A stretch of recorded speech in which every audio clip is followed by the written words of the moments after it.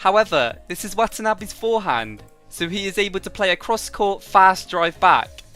You can notice how it looks exactly like he's going to play a straight shot down the line, however changes the face of his racket at the last second to play it cross-court. Watanabe knew he had to play this shot quickly and quite tight to the net because he knew Kevin Sukamolio was waiting at the front to intercept this.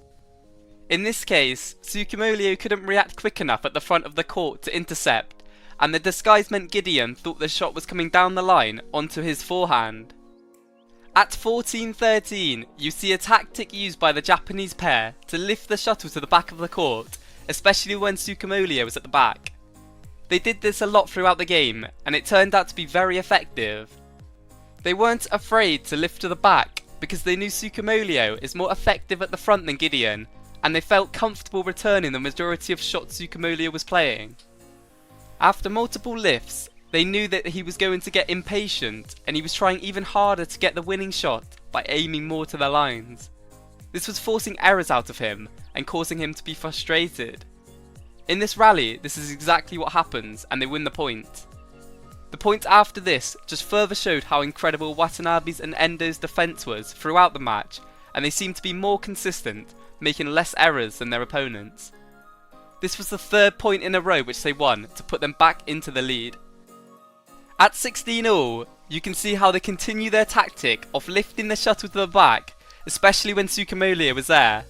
You can see how he tries to vary the shot choice, but the Japanese pair continue to get it back.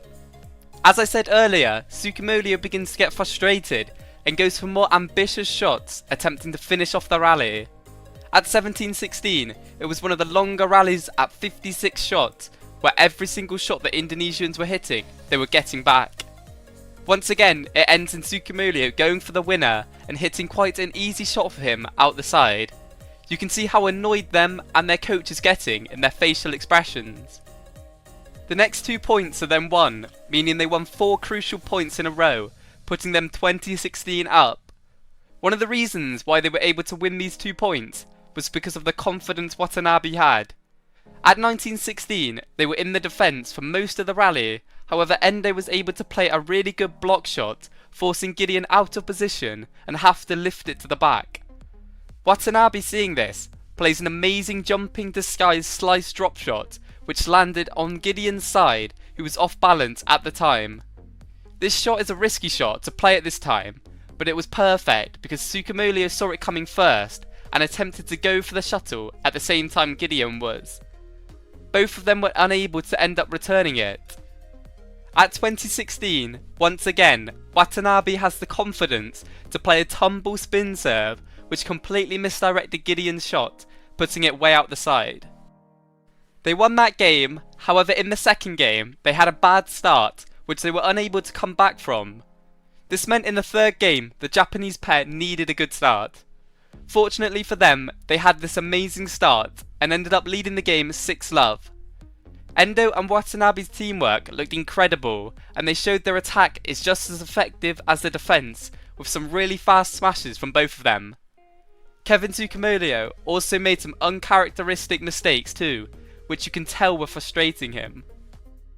The most important point of this game, and arguably the match for Endo and Watanabe, was when they were trailing 19-18, 2 points away from losing the title. Watanabe once again shows here how he isn't afraid to take a risk, and at only 22 years of age, he was extremely confident and impressive to watch. Gideon serves to him, and he plays a really good return, almost winning the point straight away and forcing a lift from Sukamolio.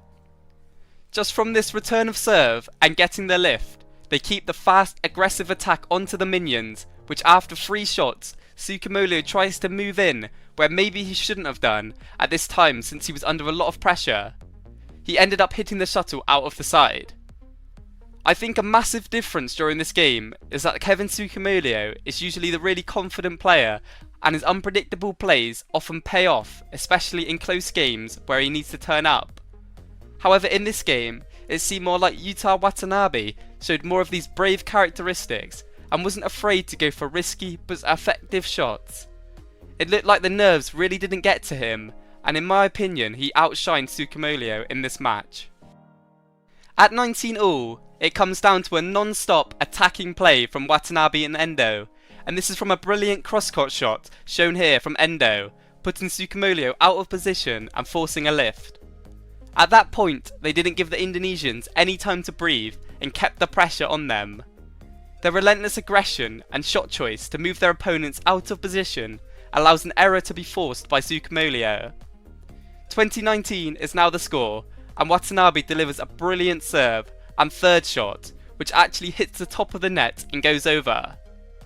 This was some luck that went their way. However, for Sukamuljo, he was unfortunate, and because he was off balance from Watanabe's return, he lifted the shuttle out of the back. The game was amazing and showed the absolute highest of badminton from both pairs. At the end, it could have went either way, but it was great to see Hiroyuki Endo finally win an All England title, and you could see how much it meant for both of them.